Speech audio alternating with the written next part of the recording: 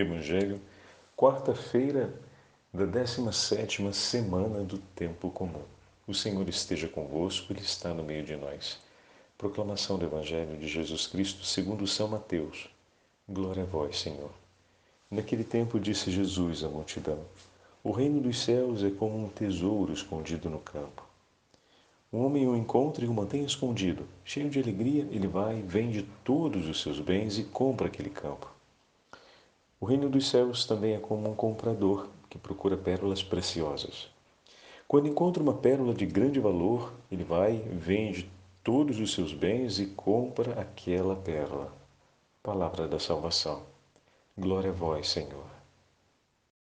Quarta-feira da 17ª semana do Tempo Comum, em nome do Pai, do Filho e do Espírito Santo.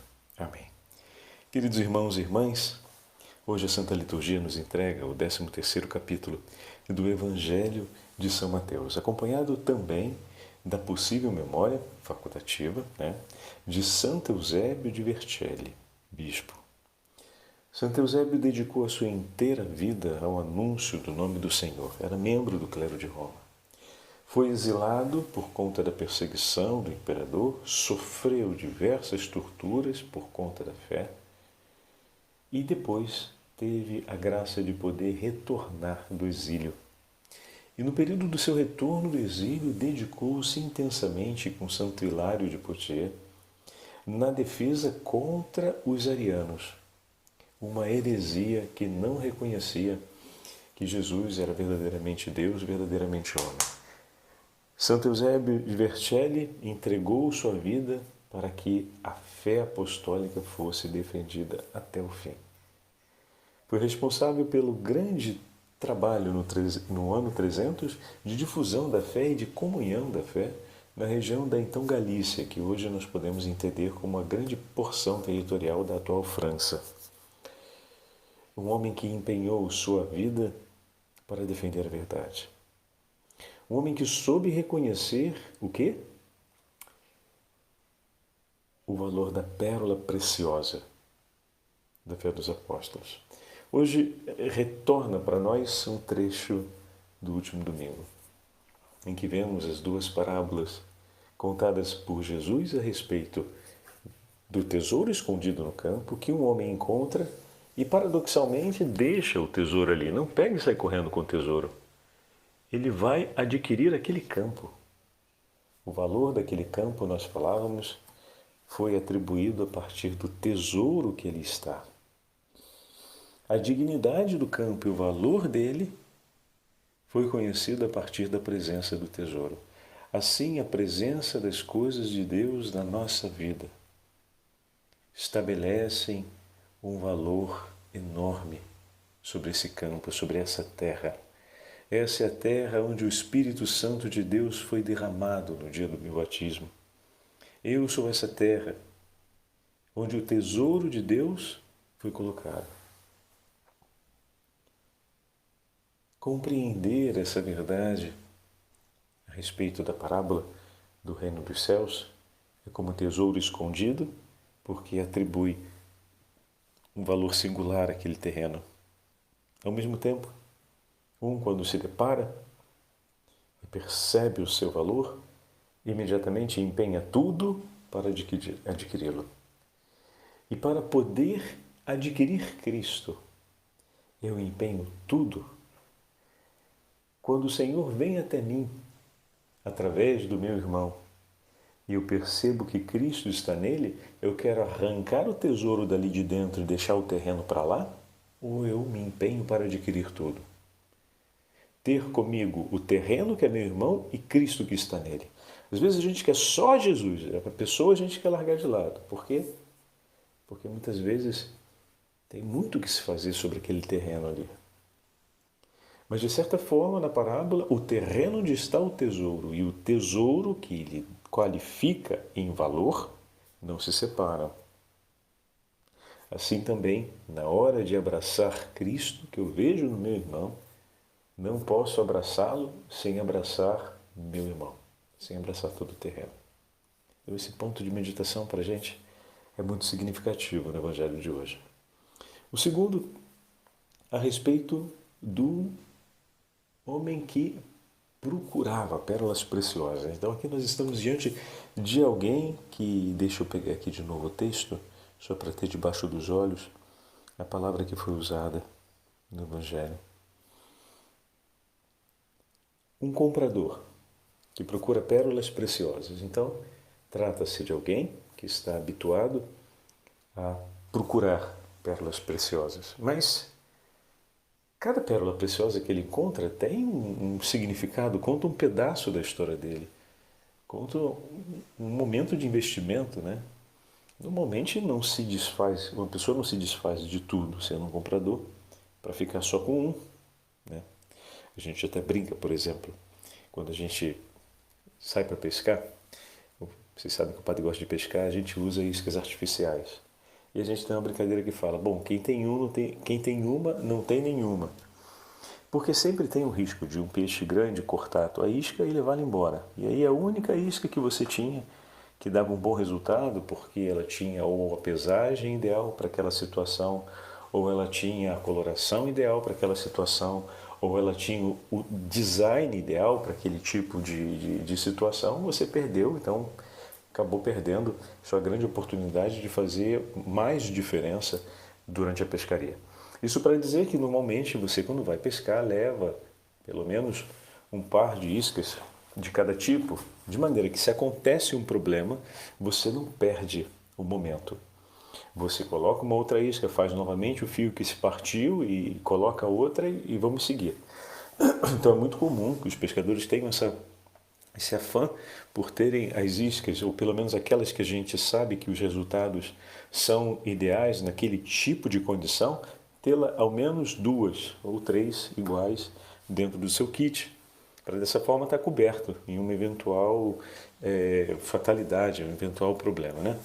Então, se esse conceito funciona, por exemplo, para pesca, funciona também para a gente nos afazeres de casa, o paradoxo está aqui.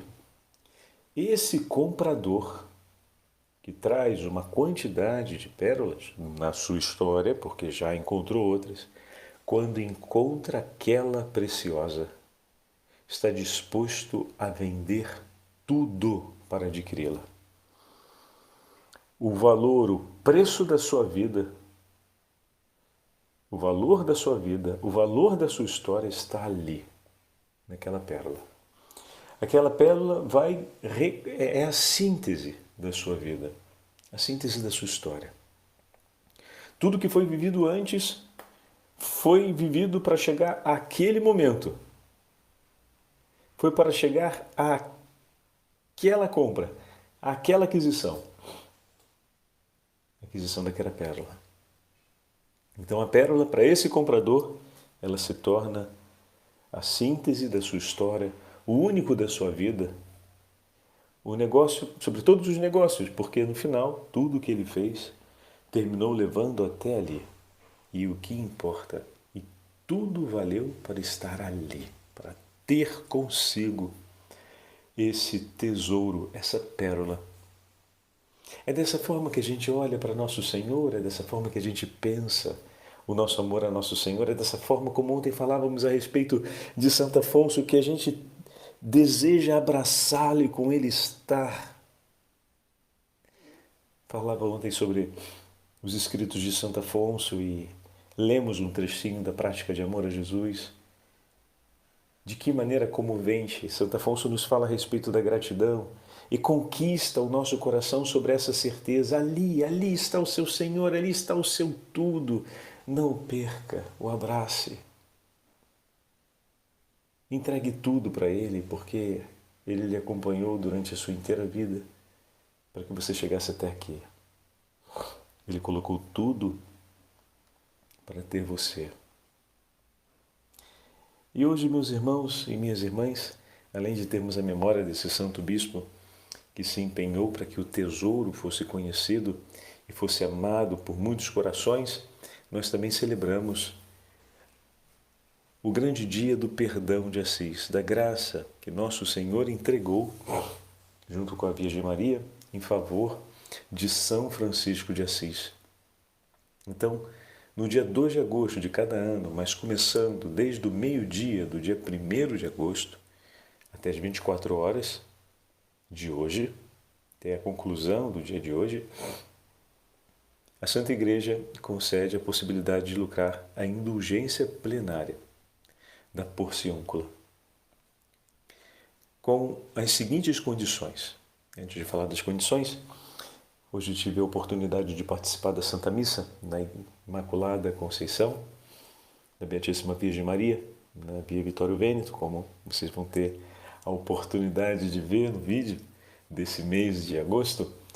E ali celebramos o formulário de Nossa Senhora dos Anjos, que é o formulário próprio para os franciscanos na celebração de hoje. E foi uma celebração belíssima, onde ouvimos também um dos trechos em que São Francisco de Assis recomenda aos seus freis de venerarem, de estarem sempre presentes naquele lugar santo, a pequenina igreja da Porciúncula, que Deus entregou por eles e para eles, para ser o lugar do íntimo encontro, aquela pequena porciúncula, pequena porção, né?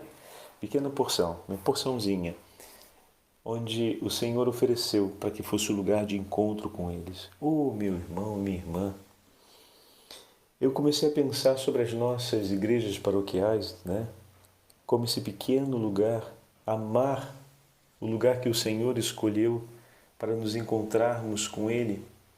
Por fim, também a nossa casa ser uma pequena porciúncula, ou seja, o lugar abençoado por Deus para um encontro íntimo com Ele.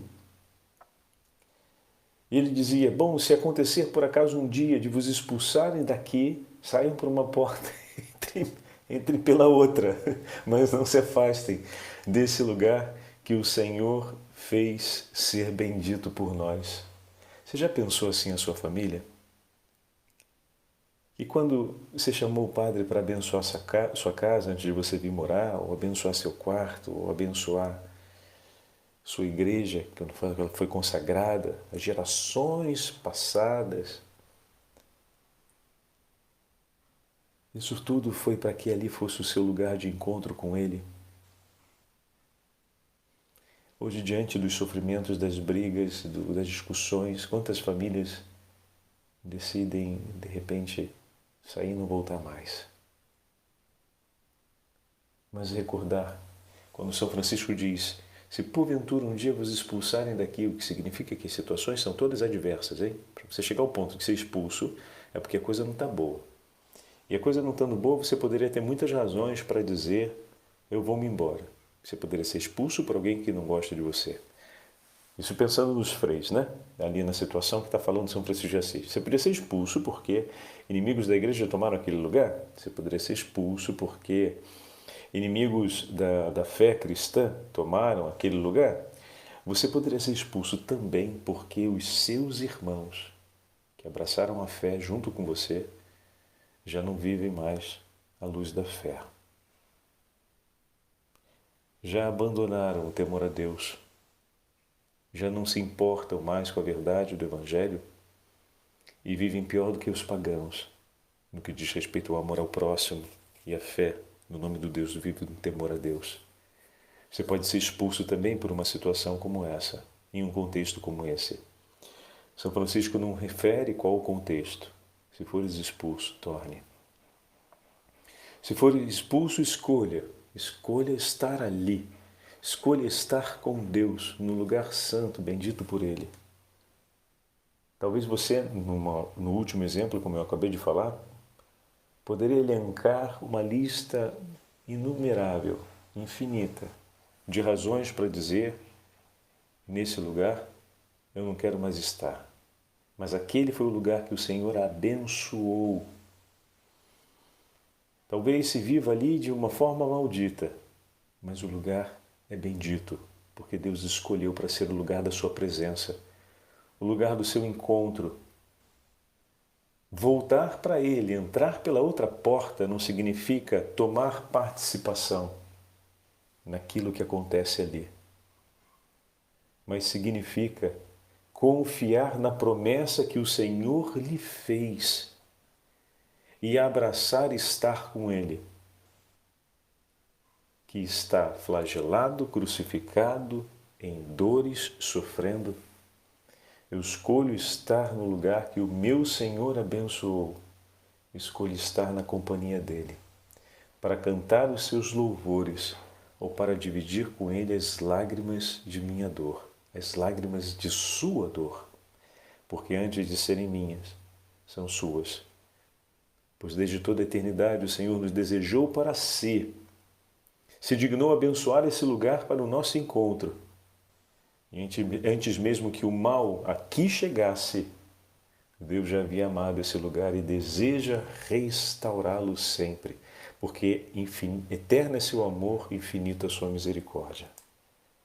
Então, se sai por uma porta, agora voltando ao texto de São Francisco de Assis, entra pela outra.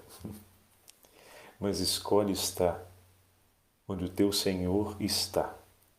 Escolhe a bênção, ainda que naquele lugar não se busque viver a bênção. Mas se é o lugar que o Senhor abençoou para ser a sua residência, jamais se esqueça disso.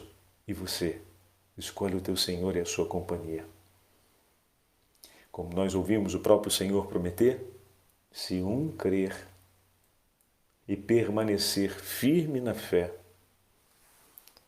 ele salvará a inteira casa, a inteira família. São Francisco, na igrejinha da Porciúncula, como falávamos ontem, no momento de oração, teve essa graça que foi confirmada pelo Papa, conforme o Senhor quis que fosse. Então, visitando uma igreja franciscana, onde se reza o credo e a oração do Pai Nosso, né? Então, o credo para afirmar a própria identidade cristã e a oração do Pai Nosso para afirmar a dignidade como filhos de Deus que recebemos no batismo. Se nesses 8 dias anteriores a hoje, posteriores a hoje, fizermos o sacramento da confissão, participarmos da Santa Missa no dia de hoje, preferencialmente nessa igreja, onde formos visitar, e rezarmos na intenção do Papa, e a oração que o Padre hoje fez pela intenção do Papa foi o canto da Salve Rainha, foi lindíssimo. Rezemos agora na intenção do nosso Santo Padre. Tinha feito já a oração do Credo, a oração do Pai Nosso, e ele disse, agora rezemos na intenção do nosso Santo Padre, Papa Francisco. E começou a cantar a Salve Rainha. Nossa, que beleza! Na Igreja da Imaculada, dedicada à Imaculada, cantar a Salve Rainha, uma das orações prediletas de Santo Afonso. Temos o Glória de Maria, todo baseado sobre a oração da Salve Rainha.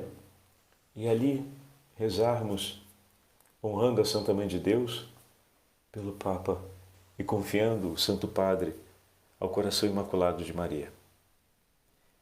Também podemos fazer isso. Padre, onde é que eu vou encontrar? Bom, a concessão abriu-se às igrejas paroquiais, mas, se pensamos no Rio de Janeiro, temos a igreja de São Sebastião, que é confiada aos capuchinhos, temos as igrejas do centro da cidade, o convento de Santo Antônio, é confiada à custódia dos franciscanos, e se formos procurar, vamos nos surpreender, porque temos igrejas de origem franciscana, ou então ainda confiada aos nossos irmãos franciscanos, em todo o nosso Brasil, para todas as partes. Se você tiver a oportunidade de fazer uma peregrinação lá hoje, vai, dá uma passada. Não deixa de ir. E assim a gente pode completar com uma graça a mais a alegria da Santa Indulgência plenária pelo dia de hoje. Podemos tê-la por nossas próprias necessidades. Podemos oferecê-las também pelos nossos irmãos defuntos, que tanto têm necessidade. Eu, desde o dia que fiz a minha consagração perpétua à Virgem Maria, eu sempre entrego para ela e digo, Mãe, passarei a minha vida recolhendo os tesouros e as graças que ordinária e extraordinariamente a Igreja pode me oferecer. Eu vou vir correndo para deixar todas elas em suas mãos, porque eu sei que a Senhora vai distribuir adequadamente para todos aqueles que precisam. E a Senhora sabe com muito mais clareza e perfeição quem são os mais necessitados.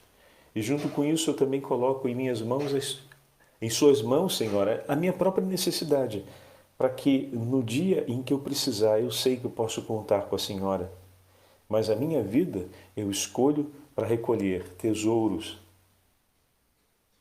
ordinários e extraordinários que a Santa Igreja nos oferece em favor daqueles mais necessitados. E vou vir aqui entregar todos eles para a Senhora. A Senhora depois distribui da forma que convém ao seu Imaculado Coração. E eu me confio em suas mãos. No tempo em que for necessário, eu sei que não vão faltar as graças necessárias para a minha salvação. E bom, deixo essa sugestão para que cada um possa também realizar esse ato de amor ao Imaculado Coração de Maria. Bom, hoje é um dia especial para nós recordarmos a grande misericórdia de Deus. Concluindo essa meditação, eu queria ler com vocês um trechinho do sermão de São Cesário de Arles, bispo, que nos fala a respeito da misericórdia. Bem-aventurados misericordiosos, porque alcançarão misericórdia. É suave a palavra misericórdia, meus irmãos. Se a palavra assim é, o que não será a realidade da misericórdia de Deus por nós? Quarto século, hein? Olha que lindo. Apesar de todos a desejarem, não agem de modo a merecer recebê-la, o que é muito mal e precisamos mudar. De fato, todos querem receber a misericórdia, mas poucos são aqueles que querem oferecê-la. Olha aí. São Cesário d'Arles, no sexto século, e acabei de falar disso agora, né? Falando sobre a entrega da indulgência ao coração imaculado de Maria. Continua ele: ó homem, com que coragem queres pedir aquilo que tens tanta dificuldade e às vezes finge em dar por teus irmãos?